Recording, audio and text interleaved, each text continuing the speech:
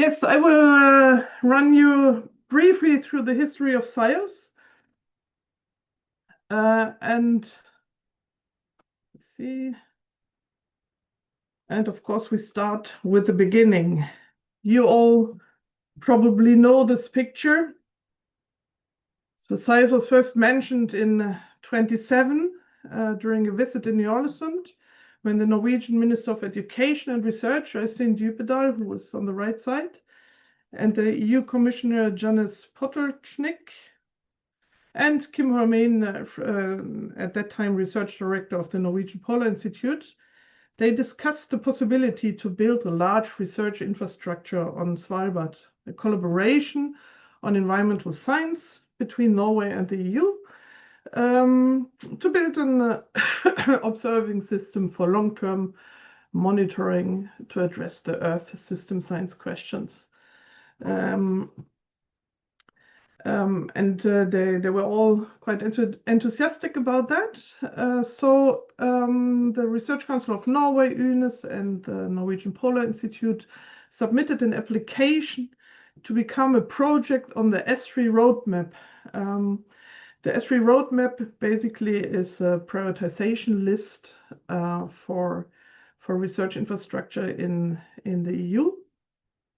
And the proposal was based on that the research infrastructure from the contributing organizations would be organized in 4 observational platforms, with the thematic platforms, and also to establish a knowledge center that would assess, store, and deliver data to educate and outreach, and work with the cooperative efforts and also the input to the Earth system model, and then make all these results available to the end users.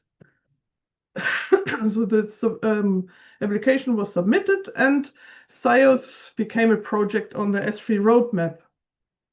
It had a bit more vowels at that time. I will not try to pronounce it. But being a project on the S3 roadmap means you can apply for EU funding. And so the next application was around the corner, where there was an application to the European FP7 program. And there were 27 partners from 14 nations and 19 associated partners that were part of this huge project proposal. And it was approved. So then on 14th of October 2010, the preparatory phase started with the objective to establish the formal framework of SIOS. It was funded by the European Framework Program. And as you can see on this PERT diagram, it was a huge project, a very complex one. There were 9 work packages that were funded by the EU, and then there were 3 additional work packages that worked with the special conditions concerning Svalbard. The preparatory phase produced a lot of documents, and including that, a lot of implementation plans of the different aspects of SIOS. And at the end of the 3-4-year period of the preparatory phase, Norway decided to continue this project as a project hosted by UNES. So the interim phase started in 2014. And the project was funded by the Research Council of Norway, Norwegian Space Agency, and in-kind contributions from the partners. The interim phase had 14 partners in total. And the objective was to implement the services and establish SIOS Knowledge Center and the SIOS Consortium. So it was started with establishing the team and the services as the different officers arrived.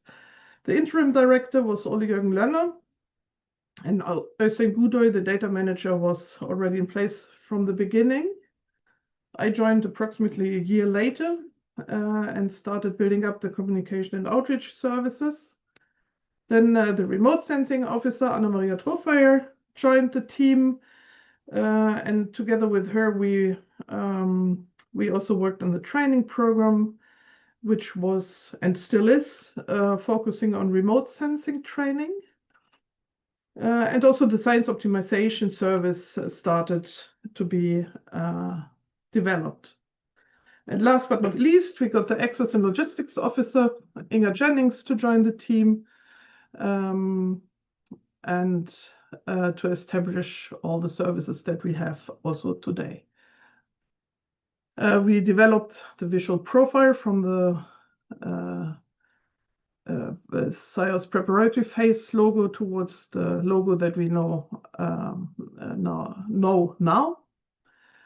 And the legal framework was developed and prepared. In 2016, the legal entity of SIOS was established, the SIOS Fiber AS.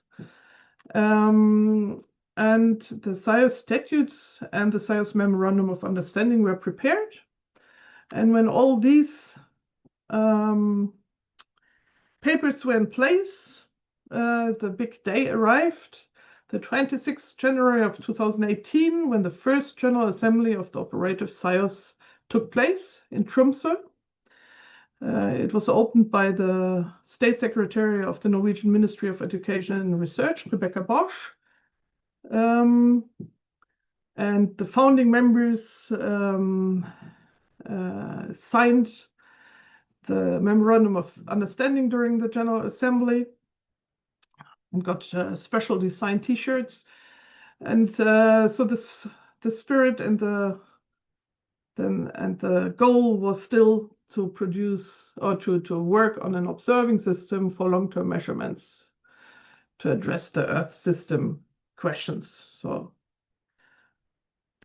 in the beginning, in 2018 of the operative phase, we had 23 member institutions, and the numbers increased over the years to now being 29 member institutions from 10 nations. So hopefully this number will increase further in the coming years. Also, the Knowledge Center developed. The interim director was replaced by the director, Heikki.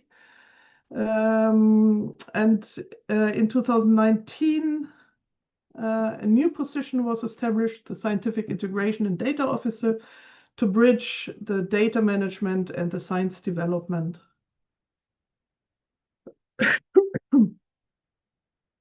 So yeah, officers came and went, but yeah. So, and then of course the strategic planning of SIOS was an important part also in the operative phase.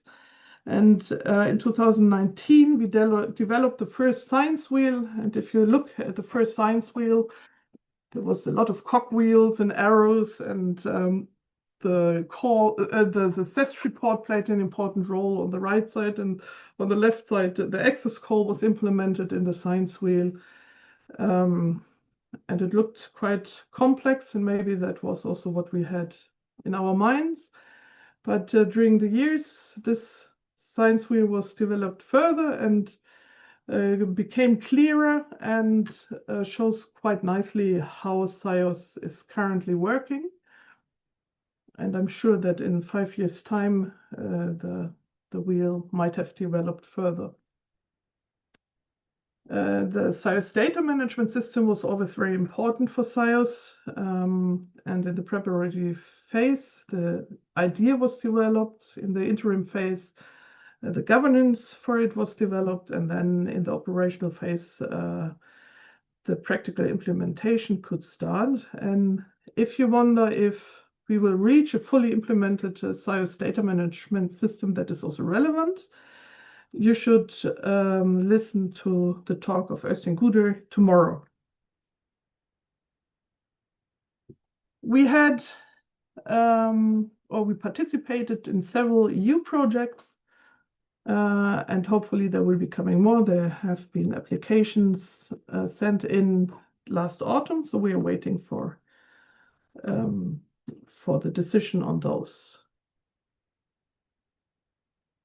In 2018, you might have realized that this pink line SIOS project included in the S3 roadmap ended in 2018. The reason for that is that you can be 10 years on the S3 roadmap as a project, and then you will be evaluated whether you can become a landmark on the S3 roadmap. And the evaluation concluded with that the level of achievement of SIOS has not yet attained the minimal key requirements for landmark status. And looking at our achievements today, I think the S3 evaluation might have a different outcome. So we have the CES report since 2018 as a bottom-up research for science-driven improvement of the observing system that resulted or shows also different results. For example, a better coordination of monitoring, for example, in snow. There have been chapters that developed further towards the EU project. Thematic networks have been built here, for example, the Marine Infrastructure Network. We have the SIOS Data Access Portal and the SIOS Data Management System that is ingesting continuously metadata on environmental data of Svalbard and work a lot on harmonization and making data fair. We have SIOS core data since 2020 to ensure long-term availability of the essential data to answer the or to determine the environmental change in the Arctic. We have projects like Infranur and Cryos that enabled us to improve and add on infrastructure that already exists. So we have a training course program with remote sensing and data management courses. The Innovation Award that fosters creative new thinking to improve monitoring and reduce the environmental footprint. There will be 2 talks on Thursday about 2 of the innovation projects. Then we established a lot of networking platforms. That was mentioned already, that this is a very important feature. So we have Polar Night Week, we have workshops, we have webinars, we have extended board of director meetings, we have working group days.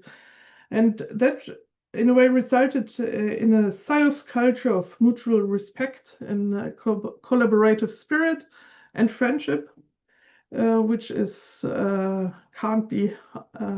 I mean, that's a very important part of SIOS. We also continue contribute to the relevant international networks and activities. IPY should have been here as well. And I could continue with this list of achievements, but I think I'm running out of time, so I stop here and remind us that we will be the leading long-term observing system in the Arctic to serve Earth system science for society. And I think we can be proud of the development we had in the last 15 years.